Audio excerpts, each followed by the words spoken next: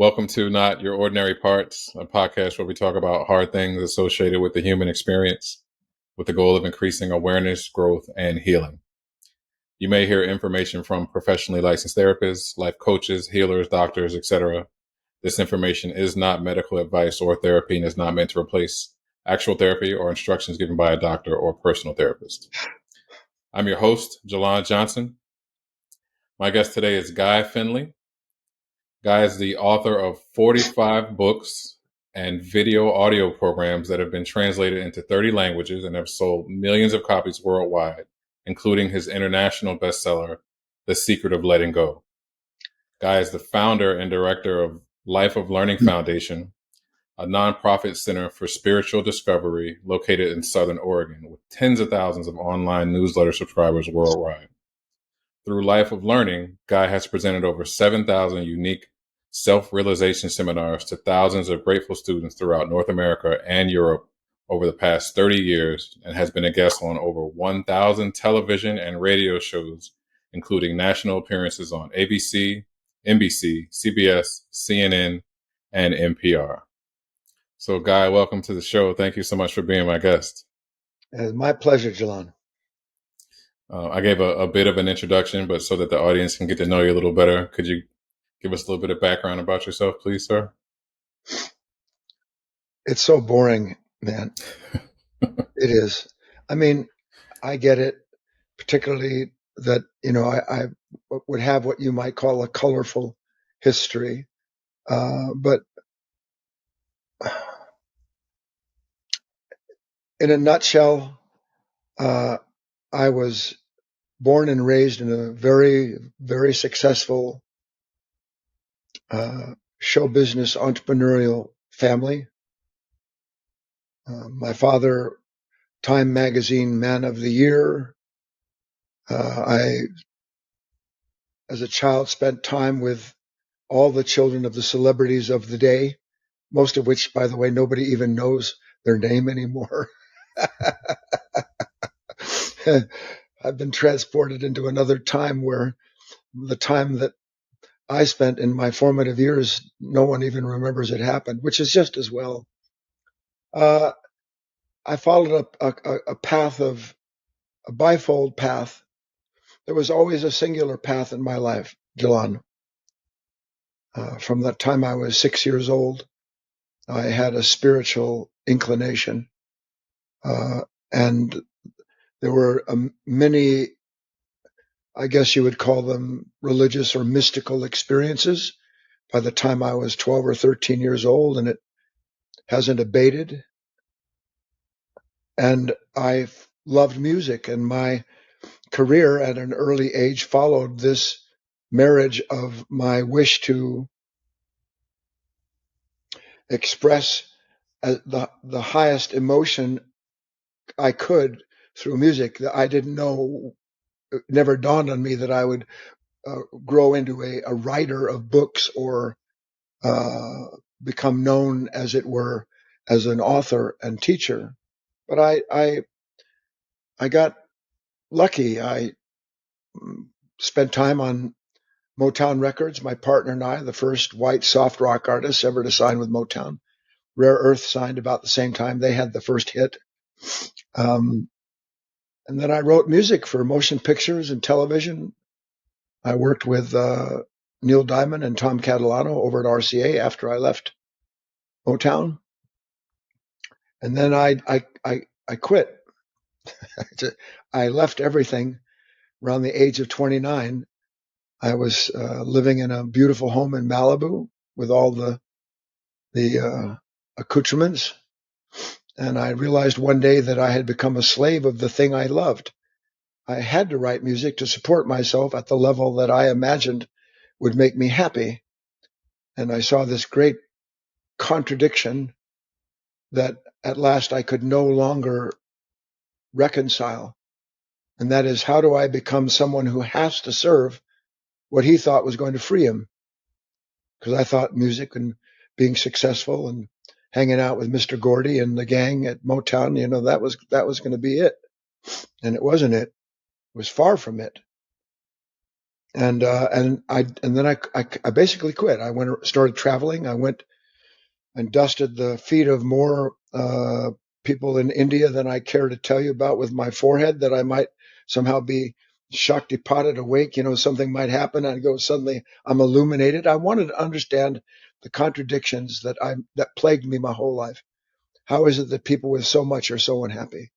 How the hell is that possible? So afraid and angry, so protective, so much pain. So that was a fruitless trip, other than it made me realize that if I was going to find what I was looking for, I wasn't going to find it because someone else opened me up, or because I suddenly ran into some immutable, perfect teaching that was going to pop open this consciousness and I'd be free. All of that went out the window, and I'm glad that it did. That was probably why I made that journey, so I could be thrown back 100% on myself. And the rest is history, more or less. Came home.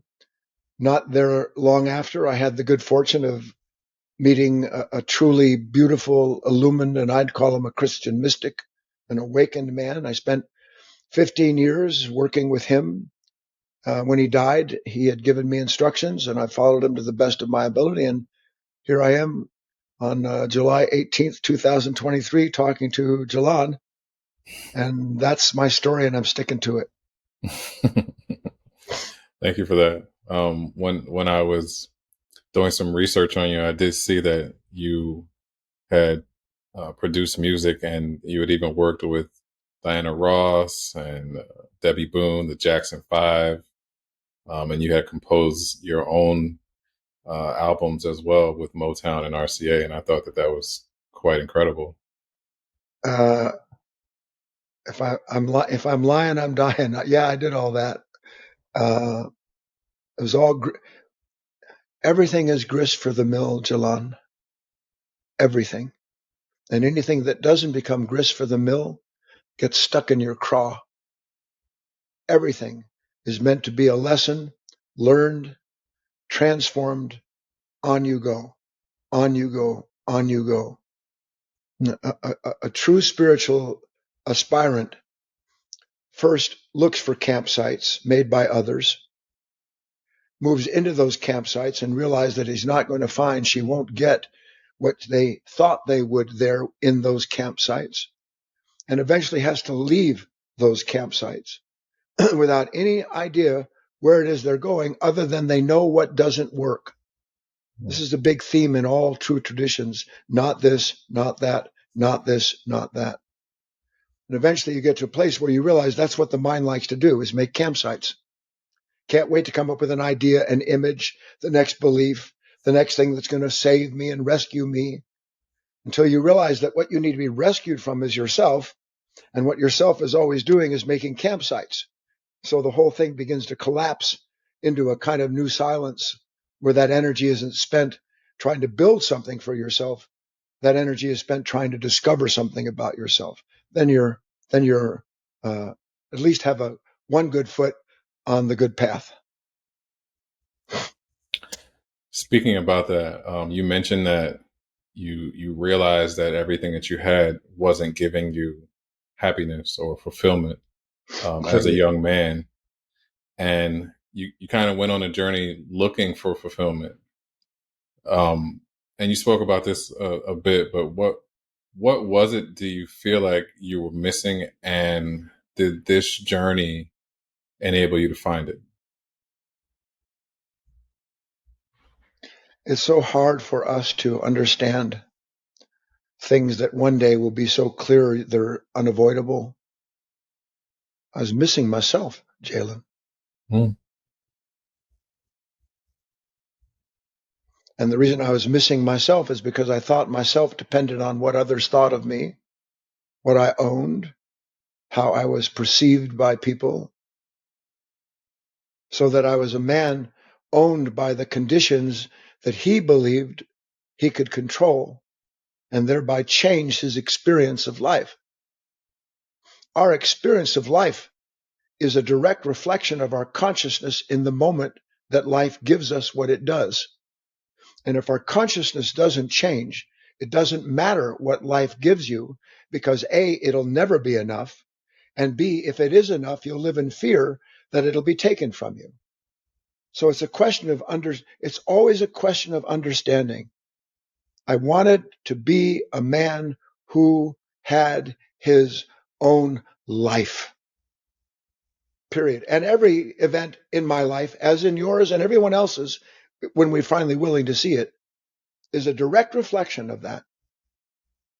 Why do I get depressed when things don't work out the way they're supposed to? Because I'm identified and dependent upon a desire I didn't even set for myself, a belief that I had to be somewhere and go something, all that business.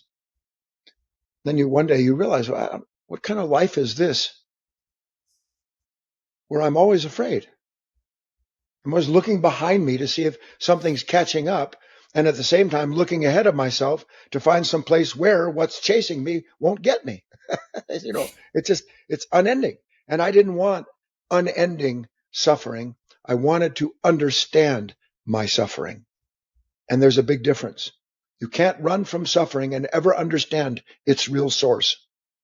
But the minute that you realize you're running to what will be the next form of your suffering, you realize I need to slow down and ultimately step out of this rat race, which is not humanity, although it's certainly a bunch of rat-like creatures running around, but rather this mind, just going, wanting, figuring, working, planning, all that endlessly. How can a mind that can't rest ever lead you to a place where you're going to rest? Wow, that's deep, very deep. Thank you for sharing that. Another thing that I wanted to ask about is you're the founder and director of Life of Learning Foundation. Can you talk Mm. about what the foundation is and how it works? Well, I guess, let's see. It would be a long story, but simply put, Life of Learning Foundation is a center, meaning it is a place where men and women can come and study, learn. I speak at least 3 times a week. And of course, it's broadcast around the world for free. But the men and women who come there, they're involved in certain practices and works that are involved with actually not just acknowledging the truth, but acting on that knowledge. And it's a beautiful place, John, and you are hereby cordially invited to visit anytime you want. It doesn't cost anything. There's nothing to join. People are asked for a $3 donation at the door, and that's it. No one's turned away. And it's a gorgeous place in Southern Oregon on 15 acres of old growth sugar pine. Got a couple nice, beautiful buildings, mostly built by the volunteers here. So it's a great place where there's a great fellowship and unending interest in the work that it takes to be free. That's what Life of Learning is, which, by the way, is what life is, learning. Indeed, it is. Um, Something else that I wanted to get into a bit is you have a ton of amazing quotes, and I think that they're all so good. So I wanted to mention just a few, and then have you explain what you meant by them. And I'll start with this one: Fear needs your cooperation to frighten you. If your viewers and listeners want to write something down, here is something that you can ponder. And how do I say this? My view of Guy is nothing. I, I am, if you want to know someone that doesn't know anything, Jalan, it is this man. But at the same time, I understand that certain things that are said have meaning. But the meaning isn't because I made it. The meaning is because you find in it the truth or the hunger to understand it that you do. Here's what I would write down if I was interested in being a man or a woman who is no longer afraid of my own shadow. And just to be clear, every fear you have is your own shadow. Here's what you would write down. There is no psychological fear without negative imagination. End of story. There is no psychological fear without negative imagination. Name one thing that you're afraid of, and what you'll be looking at is what you imagine that moment or event will mean to who you've imagined you are. Resistance floods in because who I am is challenged by what I've interpreted the event to mean. It's imagine someone um, who goes to an art store and walks in, and the the third painting they see is so hideous and so ugly that it makes him gag. And then he goes to the shop owner and he says, "I want to buy that painting." Sure, nobody else wants it. Take it home. He takes it home and he puts it on the wall right there in his bedroom so that every morning when he looks at it, he can have the same reaction. Now, who would do that, Jalan? Who would do that? Anybody? No. But that's exactly what happens. I wake up in the morning, my mind puts up on the wall of this consciousness what may or may not happen. It worries me. I get frightened. I look at the projection of my own mind, and then I resist what my own mind tells me may take place. That's what fear is. So I live in a world where my mind never stops projecting the meaning of a moment. And if it doesn't project the meaning of a moment, it produces a moment that it gives meaning to. And then it goes, "Oh no, I don't like that." What don't you like? What my own mind just painted. Oh, wow. I'm gonna have to sit with that one for a minute because that was wow. Yeah. I mean, when you think about it, Jaylon, I live up here in Southern Oregon, and I turned my camera around so you could see the wild turkeys that are 20 feet from me and the deer. I live on a little mountain top. I've got a small house here. Why in the name of God would any human being want to look out into this world of beauty and let their mind give them something to be afraid of?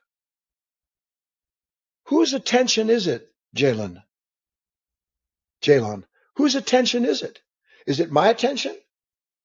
Shouldn't my attention belong to me? Mm. Hmm. Well, whose attention is it when I'm sitting someplace and out of all the millions of things that I could give my attention to, maybe just being grateful for my mom or dad or the beautiful day or the fact that I'm not starving someplace like a billion gazillion other people, smallest thing, anything I could give my attention to, where does my attention go to? Oh no. What does that mean? Oh, now what's going to happen? Holy mother of pearl, you got to be kidding me. He said that?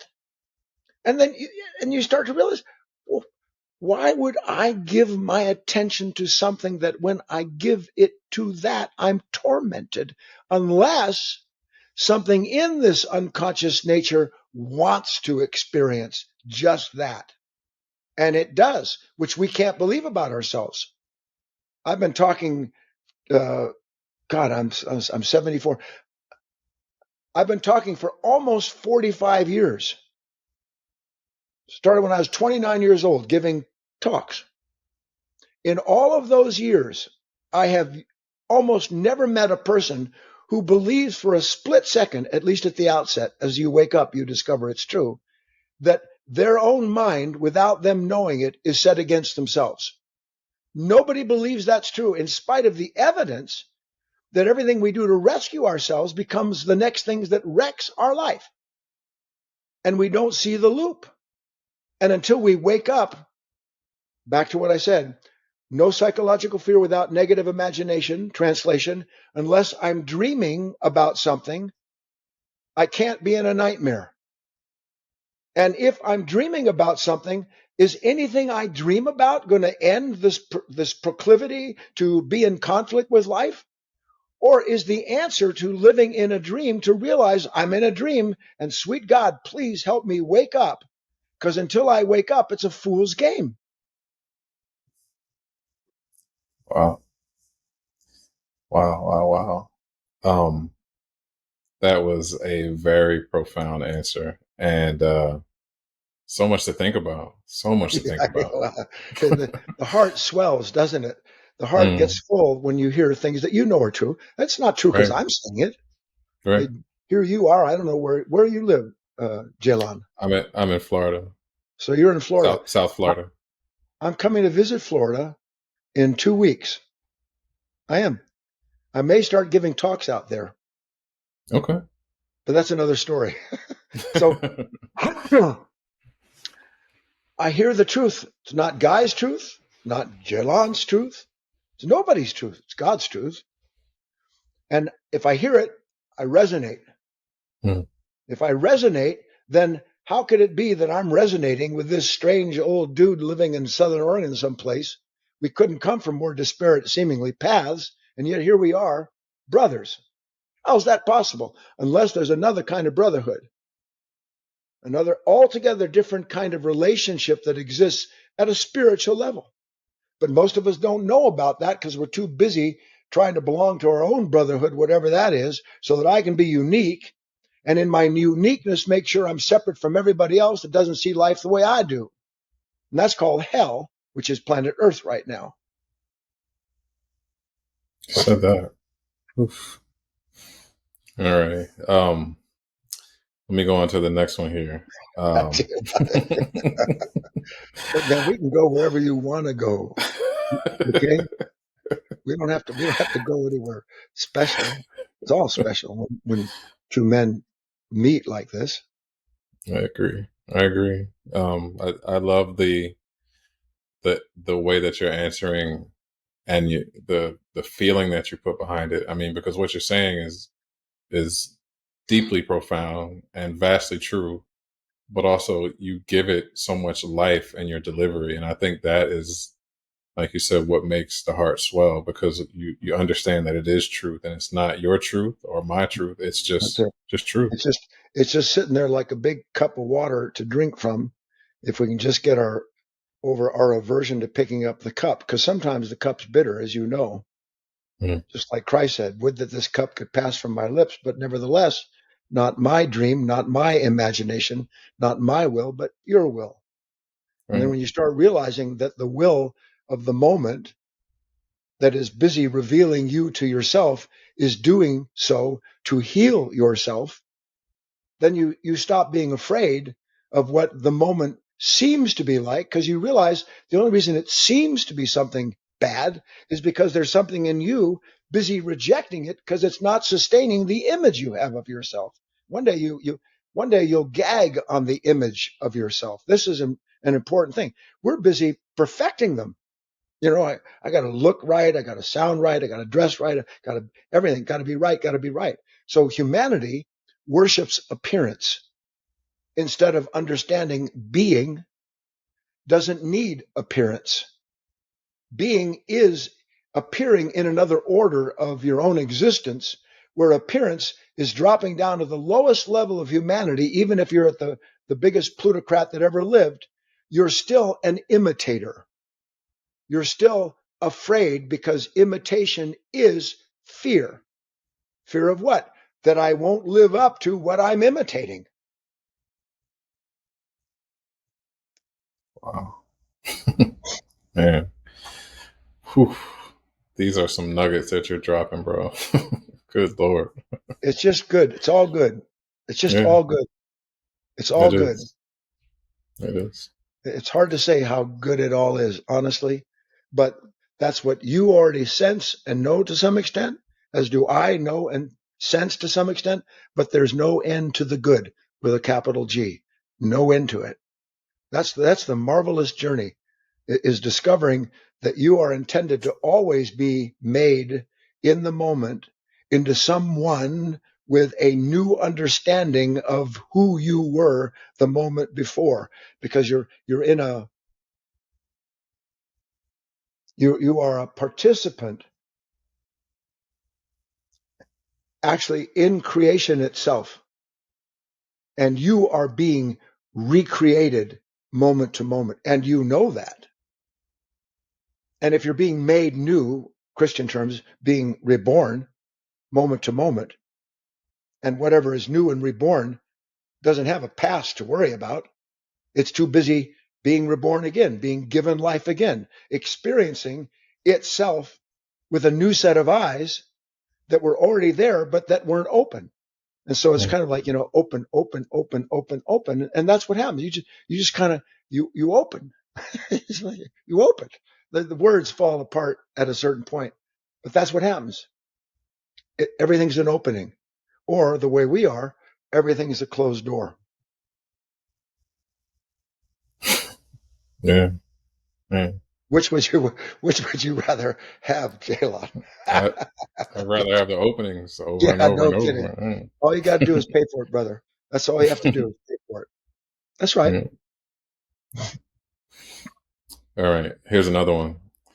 Learn how to see yourself as you are. How is that possible? Because the only pain that you have is trying to live up to who you've imagined you have to be. What other pain do I have? Oh my God, what if Jalon doesn't like me? What if the spirit fails me? What if my wife leaves me? What if my brother dies?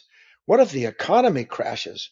What if this idiotic political environment gets worse? What if, oh no, what about that? I want to try to remember. I recently wrote, when I talk online, I always have a topic and a key lesson. A key lesson to me is what summarizes all of the points that I intend to make. The only true freedom there is the unconditional acceptance of the experience of myself as I am. The only true freedom there is the unconditional acceptance of myself as I am. Our life is spent not wanting conditions because they stir up the content of this consciousness, and then I blame the moment for the misery that I'm in. No moment is miserable unless there's something in me clinging to some idea about what it's supposed to be. And then I reject the moment instead of understanding the moment doesn't exist apart from the consciousness in which it's reflected. So when I accept the experience of myself as I am, I'm saying, let me be wholly present, both WH and HO, wholly present, practicing the presence of the moment of the divine, and letting God have and do with me what God wants to have and do with me. What does the divine want me to know about me? There are lots of things I can't wait for the divine to tell me. You're the most beautiful person that ever lived, Jalon. Did you know that? I want to hear all the good stuff. I go, oh yeah, oh yeah, oh yeah. And then the moment that somebody crosses me or betrays me or disrespects me or comes at me with some attitude that isn't according to my image of myself, I turn into a conflicted, violent human being. And I never think to myself that this conflict and violence is inherent in a consciousness filled with demands that it's treated as it must be treated. That never dawns on me. But one day, after I've tried to change everyone I know, and I live completely alone because no one wants anything to do with me, at that point I realize, oh my God, I've been fighting with life. Life has been trying to liberate me from who and what I believe I am, so that I might be a man without all of these false, conditioned cultural beliefs. Then you're free, because you're no longer relying on a mind that's been fully conditioned. We have no idea how deep that runs, by the way. Fully conditioned, you're no longer relying on a conditioned mind to tell you how to be free. A conditioned mind is a captive mind. A conditioned mind is any mind that instantaneously negatively reacts because it's resisting a condition that challenges it. That's conditioning. Who I am is already in place before the moment pops it out. When you realize that who you are can't possibly be in place before the moment comes along, because the moment is introducing you to your relationship with God, with the moment, then you start to realize I walk around, I'm a spring-loaded time bomb. maybe I need to figure out how to defuse the bomb instead of figuring out how to build a bomb shelter where I can live in peace by myself. It doesn't work. It doesn't work. Everybody knows it, but nobody wants to deal with this idea until I accept unconditionally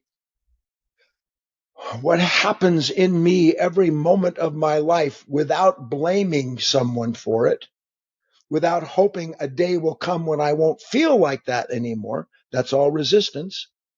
I'll never be free. One last point. You might want to write this down, listeners, if you're actually still with Jaylon and I.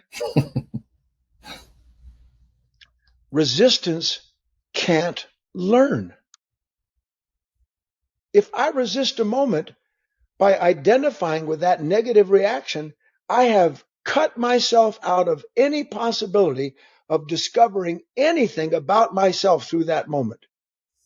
Resistance can't learn. It is separation.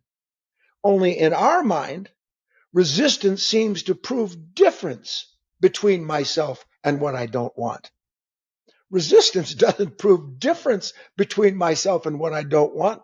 Resistance proves similarity, or I wouldn't be resisting it. So these are things that you have to grow into seeing and then begin to work at literally practicing what you know is true instead of identifying with what something is always telling you is true. And this we can do. Wow. Oof. That's so heavy. So honest, though. That's the thing about it, is so honest. And I think that realizing something is honest can evoke feelings of change, but it's hard work to change. And if we've been Oh, conditioned a certain way for so long, yeah. to now go against the grain and not follow the crowds, we might start to think of ourselves as, being an outcast or a black sheep or something like that. But I feel like doing the work to get to a place of true awareness and healing makes you just the opposite of that. I mean, Yeah, absolutely. No, you know what? You couldn't have said truer words. Honesty is not only the best policy, but quitters never prosper. I always drop out of life the moment it gets too real. The minute that you said this and I'm on fire, then binary reaction, fight, flight, always conflict. We don't want conflict. I don't. I want to understand this nature that is in conflict with everyone and everything that challenges what it has been conditioned to believe is required of it. Honesty is this great threshing. You know how Christ said the wheat must separate the wheat from the chaff and all that business? The thresher, that which separates, is this honesty. Because you can, and I can tell by the way you said it, I have to make choices. I can either agree honestly that, you know what, I'm on fire and I want to blame you for the match, but you can't trigger me unless I have a gun in me. It's impossible. So I'm going to accept the responsibility. I'm going to at least look at it. I'm going to take an honest look at it. And the minute you start taking an honest look at yourself, you're already aligned with something that isn't as afraid of you as you used to be. And now and this is a glorious thing in a man's life, woman's life. I'm not afraid of myself anymore because I've seen everything. Well, apparently not yet, but I've seen almost everything that I can bear to see anyway. And God never gives a man or a woman more than they can bear to see, but He does ask them to bear what they do see honestly. I like that one. I feel like, you said honesty is the best policy. It is, but I think that we It's the may. loneliest. You said it. There it is. There it It's is. a lonely policy. And I think that's why it's so, avoided, because if you're honest with yourself, you cannot continue to accept things that aren't true. That's right. You can't you can't lie to people pretending to be something you're not, although we keep doing it. You can't fawn in front of people because you know it's disgusting. And you don't want to be a disgusting human being, always craving somebody's favor, hoping somebody's going to throw you a bone of some kind. We don't want to see it. And I'm telling you, by grace, I guess, born into the world I was born into, people think that the upper echelon of humanity, the intelligentsia, the big time celebrities, that somehow they actually have a life that you want. They are beggars at a table, waiting for a crumb to fall, with God as my witness, because everything about their life depends upon someone dropping another bit of approval into their lap, dropping another bit of respect that they demand. And if they don't get, then they will try to force the issue. Every last one, hoping somebody will give them something that will make them feel real again. And that's the key, real again. Should I tell you a fascinating story? Sure, of course. Most people have no idea who Robert Young was or is. He was one of the biggest stars of motion pictures and television. I guess back in the 50s and 60s, there was a program called Father Knows Best. It probably wouldn't be politically correct these days. Oh, God, this poor world. Anyway, and he was a big star. And I don't know how it happened. I was living at the time in Ojai as the director for this beautiful man that I mentioned I had met. He had a foundation in Ojai, California, and in Nevada. And he called me out of the clear blue sky. Hello, is this guy? This is Robert Young. You want to go? Sure. He said, I was wondering if you'd have dinner with my wife and I. Well, I'd love to have dinner. He said, I really want to talk to you about something. I said, oh, whatever. Apparently, he had found one of my first books called The Secret of Letting Go. And that's why he was calling me. So we went to this nice dinner. He drove out to Ojai. And with God as my witness, this is one of the biggest stars of the time. He started telling me, he said, I can't bear the pain of feeling like I'm a phony. I'm a phony. Nobody else knows I'm a phony. I go to work terrified every day that someone is going to see through my act. You have no idea how rare that is for a celebrity. He was a man in his own way, on the way. And he said, what am I to do with this fear? So we had a meaningful conversation and became friendly. But that's what I'm saying to you, Jaylon. Everybody believes they can pull it off one more time. And if I'm trying to pull it off one more time, I am in fear. If I am in fear, I will never know freedom, because fear knows nothing about the freedom it promises. You see all that, the haunted house collapses. It has to come down before a new home can be built.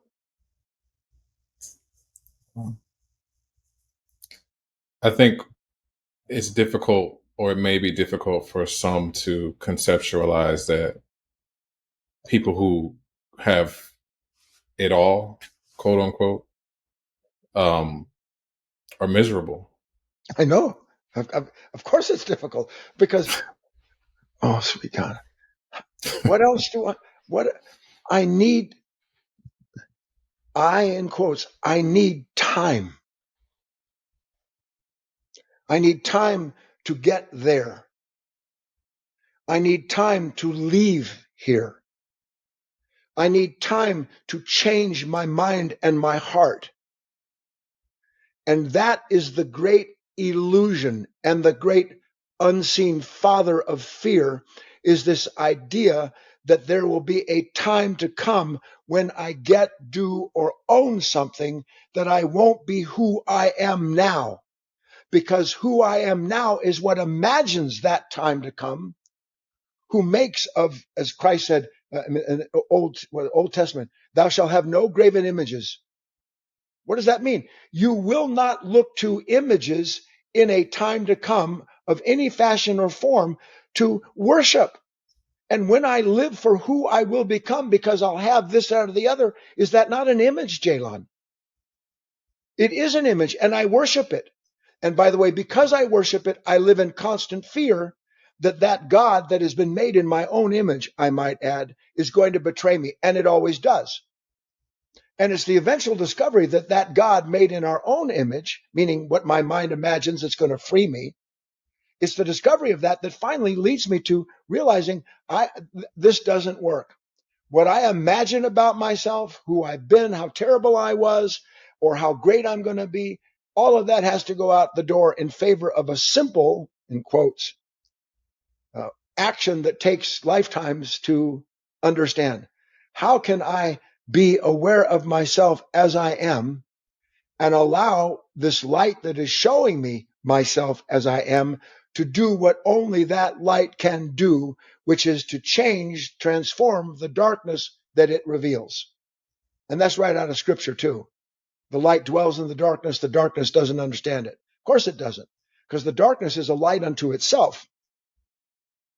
But that's not light, is it? Oh, sir. Let me throw another one at you. Yeah. Freedom appears as we observe our reaction instead of serving them. We've been talking about that. Can I, how do I say this?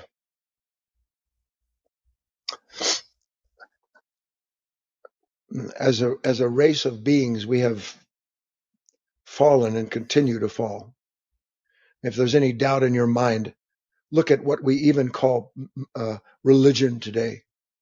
How can all religions who, in one way or another, allude to the idea, if not of a God, but of an all understanding love, a wisdom, a Tao, an intelligence, how is it possible that when so many human beings profess that, there has never been more enmity between religions and races and human beings than in the history of mankind?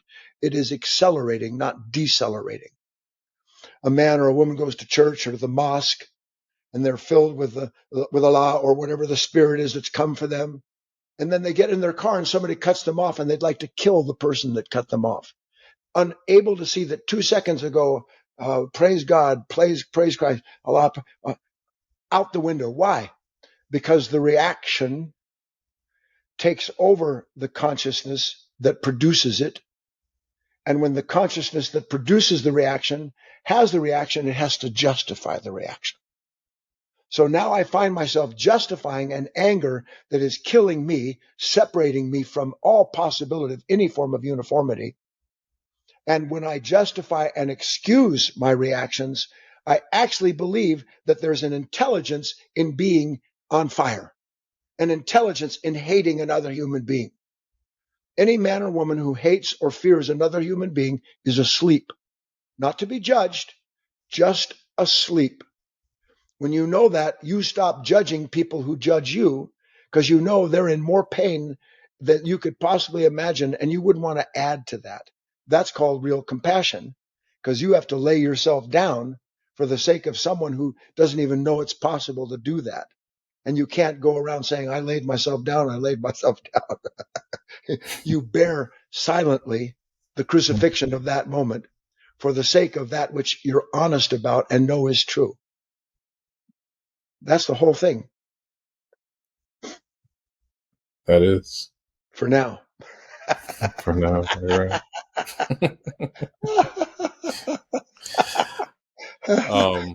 Okay, I got a couple of questions aside Sure. from the quotes. If someone wants to find fulfillment in life, is there a plan that they can follow that will lead them to fulfillment? I know it sounds like it's a contradiction, but it's not. Whatever you do, be the very. What is that? When my wife and I moved up here to Southern Oregon, it was kind of an old place up here, and there was something in this barn, and I don't know what Old Testament was out of, but it said, "Whatever thou doest, do it with all of your heart and your mind and your strength." And it was an idea that points to this: be the very best human being you know how to be. Maybe you think the best human being you know how to be needs to be a billionaire. You might believe that. That's okay. Go become a billionaire. Do it. Because if you actually go do the best you can do, you're going to discover that that didn't do it. Then in that moment of purification where you see I was pursuing something that couldn't actually change or bring me peace, then you'll be drawn to the next thing and do it with all of your heart, soul, and mind.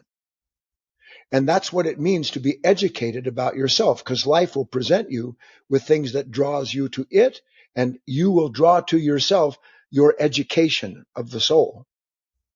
We must not deny the education of the soul because we believe that we're advanced or too stupid. We have to go through the process of purification that comes with realizing, much like the prodigal son, I went out, I did it, this really doesn't work. Maybe I need to go back home. And that's the only way a person can ever really go back home is when they have no longer any home out there in the world that they can hang their hat on and call, look at me, look what I've done, look what I've got. Because you'll understand from yourself the most precious thing there is, which is that, what did Christ say? Of myself, I can do nothing. Don't call me good. No one is good save the Father. Or any other scripture. Again, this isn't just Christocentric. I don't embrace any one particular religion. I know that all of them are the same story. I got you. Let me ask you this. How important are values and wanting something new for ourselves? They're critical. What do I do every day with my life? I'll ask you, what do you do every day with your life, Jalan? If not, pursue what you value. When you have a moment you don't like, isn't it because of your values? So how can what I value punish me?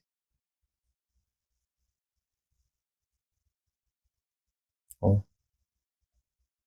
So then I say, well, maybe that's not as valuable as I thought it was.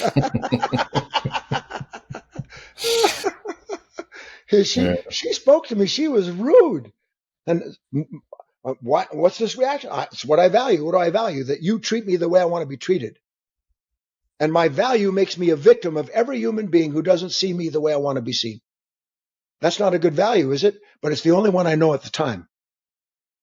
So I become aware of how these unconscious conditional values have actually created a victim. Wow. This has been so thought provoking. I mean, everything you're saying is like, it's still processing because I think that the manner in which you're delivering these answers, it evokes some sense of, like we spoke about, just knowing like this is true, but Yeah. maybe I've been avoiding this, or maybe I've never heard it in such a simple way that allows it to pierce all the way through, get past all the barriers to where it's just me left with the honesty of the words. From your mouth to God's ears, Jalan. Literally. From your Mm, mouth to God's ears.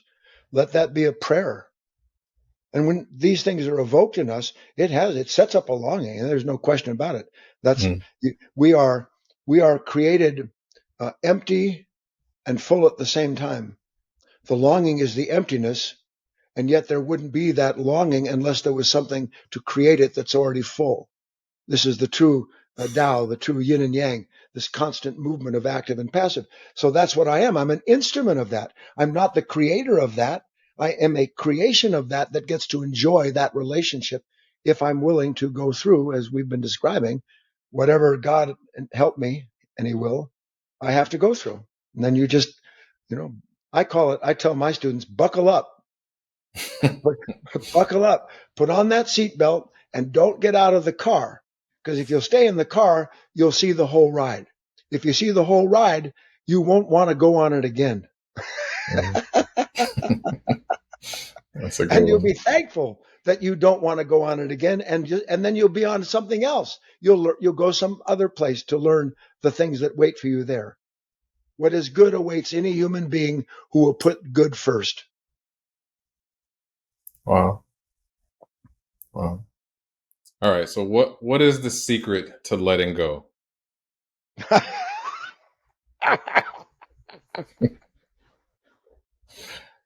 It hurts to hold on.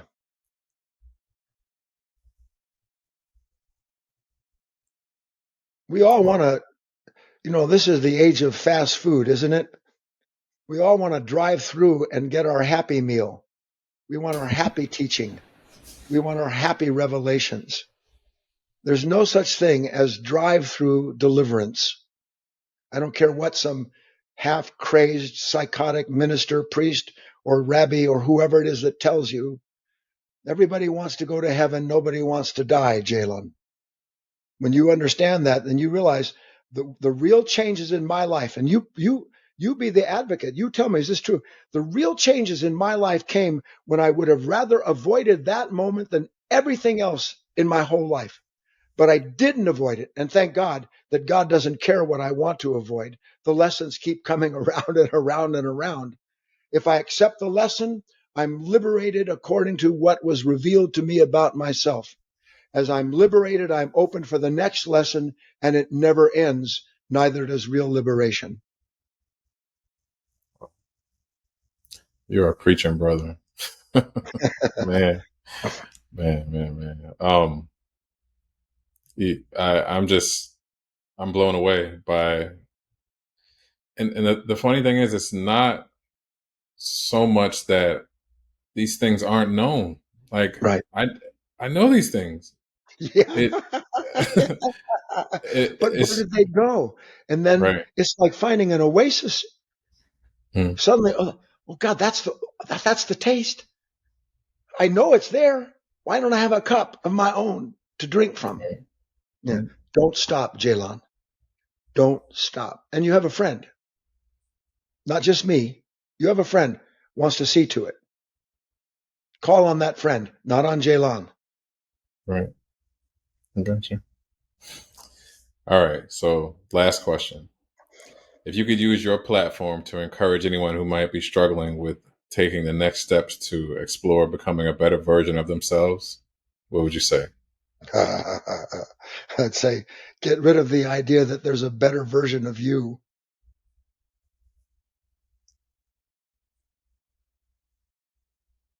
Wake up. How do I wake up? I wake up by discovering, as best I'm capable of doing every moment, that there's something I don't understand about myself yet, and there's something in me that doesn't want me to go into that place to understand it. Fear says, don't go there. Fear says, you need others. You have to be approved of. You need all these things to be free. When you see that fear doesn't know about freedom, then you will begin your divorce process from fear. Then you will step into what you don't want to do instead of running from it. You will step into what you don't want to see about yourself instead of closing your eyes to it. If that could be conveyed and there was anyone out there, and obviously there are, who wants to hear that because it resonates with them, then we are on the same page, reading from the same holy book that was put in our heart before it was put into pages on a book. And we're learning the same thing. That's the hope of humanity, Jilan. Men and women who love the truth enough to let the truth liberate them from these ideas and images they have about what life is. Then we enter into a new purpose, and the new purpose becomes our understanding there was a plan in place before we took this body, and all we have to do is learn to cooperate with it properly. That's it. That's it. All right. Well, I am deeply grateful for your time, that you gave me the opportunity to share space with you and for your knowledge and expertise and the way that you delivered It was a trip. You're a trip. it. How else would I have ever met somebody like you if you didn't do that? Because somewhere between you and I, there's this marriage, and the marriage of these two different essences produces a third impression, and everybody gets that new impression that doesn't exist without this union. That's all of life, to tell you the truth. So we're just a little microcosm of something bigger going on. Agreed. If someone wanted to find you online or on social media, where can they look you up? Um, Thanks to my students and friends, I'm fairly ubiquitous now. You go on almost any platform. Just Google Guy Finley, Instagram. I don't even know what those things are. Instagram. I really don't. I know there's Instagram, TikTok, Rumble, just a bunch of these social sites. YouTube. Sorry, I got excited that I remembered. I have my own. I have my own channel on YouTube. So look me there. But go to guyfinley.org. GUIFINLEY, guyfinley.org /let go /classes.